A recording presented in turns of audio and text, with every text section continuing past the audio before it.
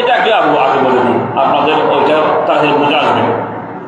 আমার জিবরাইল আলাইহিস সালাম যখন কথা বলা হয়েছে দুনিয়ার মধ্যে তশরিফ মানে তার নির্দেশ করাবে, আল্লাহর নির্দেশ করাবে। জিবরাইল আলাইহিস সালাম অসংখ্য ফেরেশতা নিয়ে লাইলাতুল কদর রাতে দুনিয়ার মধ্যে তশরিফ আনে। তো দুনিয়ার মধ্যে তশরিফ মানে যখন আনে তাদেরকে আল্লাহর পক্ষ থেকে নূরানী পতাকা নিয়ে দুনিয়ার জমিনের মধ্যে অবতরণ হয়। সুবহানাল্লাহ। একটা পতাকা রাসূল পাক সাল্লাল্লাহু তাআলা আলাইহি ওয়াসাল্লাম রওজা শরীফের উপরে দেওয়া হয়। জিবরাইলের নেতৃত্বে ফেরেশতাদেরকে বলে দেয়, একটা ফেরেশতা রাসূল পাক সাল্লাল্লাহু তাআলা আলাইহি ওয়াসাল্লামের রওজা পাকের উপরে নূরানী পতাকা দেওয়া হয় কদরের রজনীতে, কদরের রাতে। দ্বিতীয় পতাকা দেওয়া হয় খানায়ে কাবার উপরে, জান্নাতি পতাকা ফেরেশতাদের মধ্যে মেয়েখানের মধ্যে ফুটে দেওয়া হয়। আমি দেখবো না, আপনি দেখবেন না, ফেরেশতারা দেখে, ফেরেশতাদের কাজ সেটাই আল্লাহর বান্দারা ইবাদত বন্দেগী করবে, সেটার পতাকা দেওয়া হয় আল্লাহর পক্ষ থেকে। প্রথম পতাকা হয় আমার রাসূল পাক সাল্লাল্লাহু তাআলা আলাইহি ওয়াসাল্লামের রওজা পাকের উপর।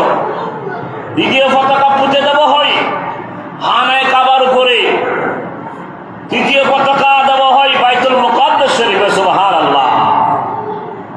চতুর্থ পতাকা কোথায় দিবে?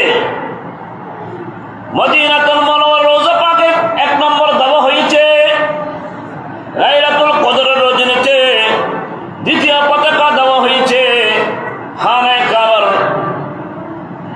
কাবার উপরে দেওয়া হয়েছে। তৃতীয় পতাকা বাইতুল মুকাদ্দাস শরীফের উপরে দেওয়া হয়েছে।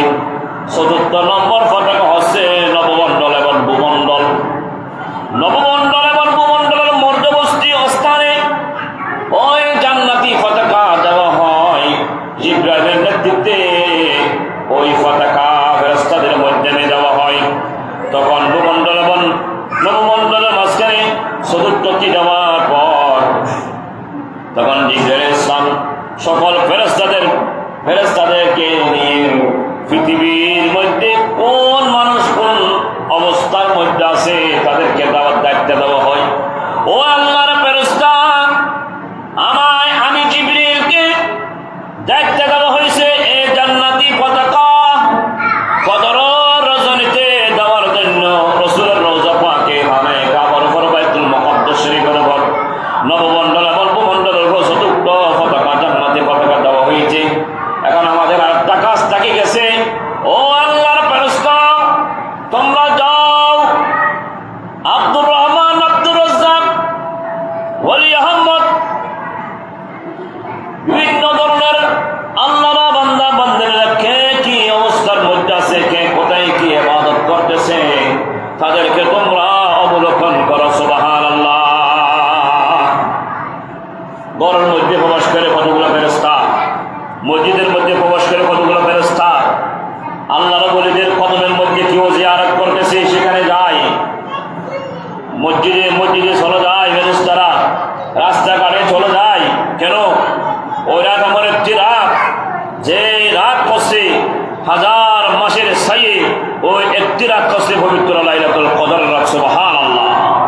যে রাতের মধ্যে পবিত্র কোরআন নাযিল